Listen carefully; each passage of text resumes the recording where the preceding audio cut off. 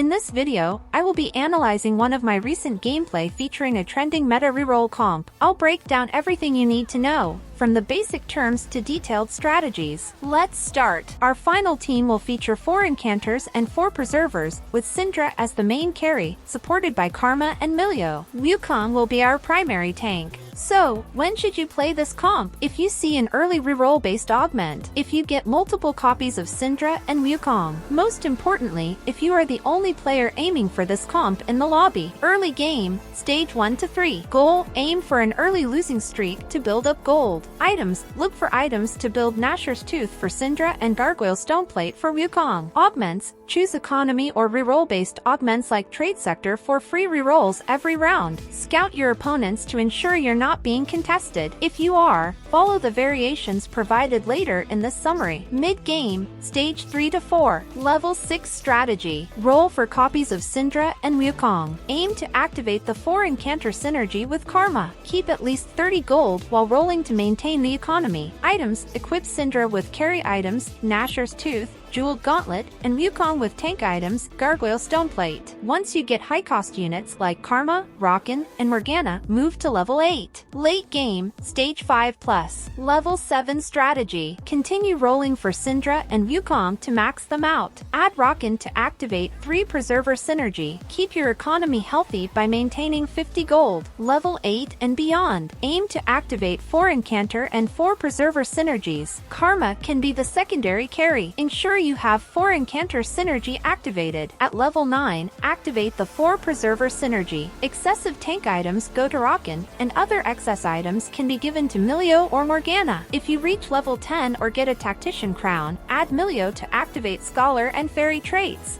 Let's dive into my gameplay. The game began with the Tactician's Crown portal. The first augment I chose was Trade Sector, providing a reroll every round. I started with only a single Syndra, aiming for an early losing streak. From the 2 to 4 carousel, I picked a bow and crafted Gnasher's Tooth for Syndra. I lost the second stage completely, maintaining a 5-loss streak. I then crafted a Gargoyle Stoneplate for Wukong. For the second augment, I picked Prismatic Ticket, another reroll-friendly augment. Moving to level 6, I rerolled for Syndra and Wukong copies. Fortunately, I got more copies and an early Karma, activating the 4 Incantor synergy. On the next reroll, I chose the Minor Mimicry Charm. My Karma became 2-star, and I maxed Syndra with a Lesser Champion Duplicator. Finally, I broke my 7-loss streak with 49 HP left. I utilized a few charms along the way and crafted another Gargoyle for Wukong. For the third augment, I picked Silver Ticket, turning my shop into a near-infinite reroll shop. With a healthy economy, I moved to level 7 and rerolled for required units. As I got a Rockin, I activated 3 Preserver synergy. The free rerolls in my shop were endless. I crafted a Jeweled Gauntlet for Syndra, but a close battle interrupted my win streak. From the 4 to 5 carousel, I picked a tier to craft Shojin for Syndra. The free roller charm increased my free rerolls by 2 more. I kept rerolling between rounds, maintaining 50 gold. An opponent with Sweet Tooth Nunu was dominating against me. I rerolled for more copies of Wukong, who was already tanking a lot. I eventually maxed him out. From the 4 to 7 monster round, I got a couple of spatulas, using which I increased my team size. I also crafted a third Gargoyle for Wukong and equipped Karma with a blue buff. With Wukong's defense and Syndra's attack, my board was dominating. I moved to level 8 and rolled to max out my 4 cost units. During my reroll, I picked the Animate Shop charm. Despite disliking the slow rolling animation, I got a few copies of Karma and Rockin. I lost another round to the Sweet Tooth opponent, dropping to 14 HP. Focusing on high-cost units, I kept rerolling. After a win, I made it to the top 4. Using the Conjure Artifact charm, I equipped Deathfire Grasp on Karma. With more free rerolls remaining, I needed just 1 more Rockin and a couple of Karma copies. With another elimination, it was down to me versus the Sweet Tooth opponent. During the 5 to 7 monster round, I maxed out Rockin. Looking for 1 more Karma copy, I got the Major Mimicry charm. Using the Champion Duplicator, I maxed out Karma as well. With a maxed out 4 cost board, I comfortably won the game.